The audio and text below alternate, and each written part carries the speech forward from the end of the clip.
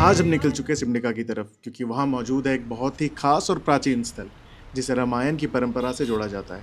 मैं आप सभी का स्वागत करता हूँ हमारे ऑफिस ट्रिप व्लॉग 2 में।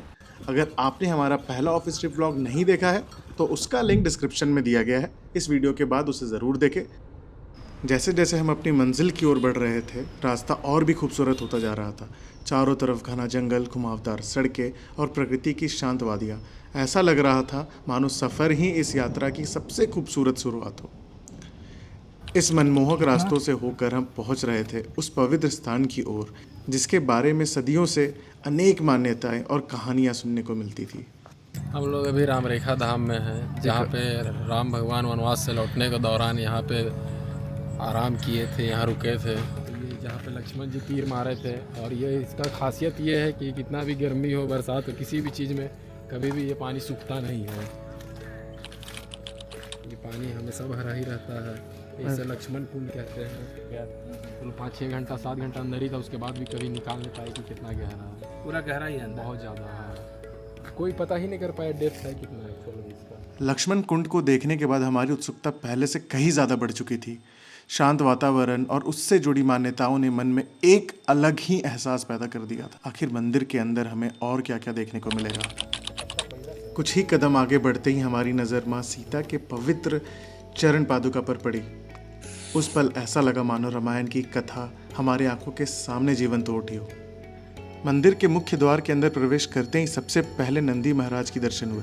पत्थर से निर्मित यह दिव्य प्रतिमा मानो सदियों से इस पवित्र धाम की शांत भाव से रक्षा कर रही हो। श्री राम और माँ सीता की गुफा तक पहुंचने से पहले आपको लक्ष्मण जी की गुफा दिखाता हूँ। स्थानीय परंपरा के अनुसार वनवास के दौरान लक्ष्मण जी इसी गुफा में विश्राम करते थे। आइए इस पवित्र स्थान को करीब से देखते हैं। लक्ष्मण जी की गुफा के ठीक सामने स्थित है पवित्र अक्षयवट। यहाँ आपको बंदरों की चहल पहल लगभग हमेशा देखने को मिल जाएगी।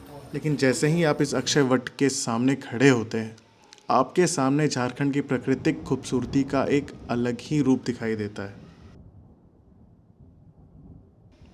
चलिए अब हम चलते हैं उस स्थान की ओर जिसके लिए हम रांची से इतनी दूर सिमडेगा तक आए हैं और जिसके लिए आप भी इतने समय से इस वीडियो से जुड़े हुए हैं। अब समय है माँ सीता राम गुफा की दर्शन करने की। आइए इस पवित्र गुफा में प्रवेश करते हैं, दर्शन करते हैं और कुछ पल के लिए खुद को रामायण की उस दिव्य यात्रा से जुड़ा हुआ महसूस करते हैं। जय श्री राम।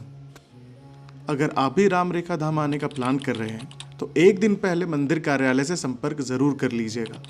हो सकता है आपको भी यहाँ के पवित्र भोग प्रसाद को ग्रहण करने का अवसर मिल जाए। राम रेखा धाम सिर्फ एक जगह नहीं बल्कि आस्था, परंपरा और प्रकृति का अद्भुत संगम है।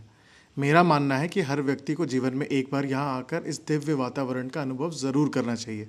साथ ही झारखंड सरकार को भी इस महत्वपूर्ण धार्मिक और ऐतिहासिक महत्व वाले स्थल के संरक्षण और विकास पर विशेष ध्यान देना चाहिए। जय श्री राम। मिलते हैं अब अगली यात्रा में।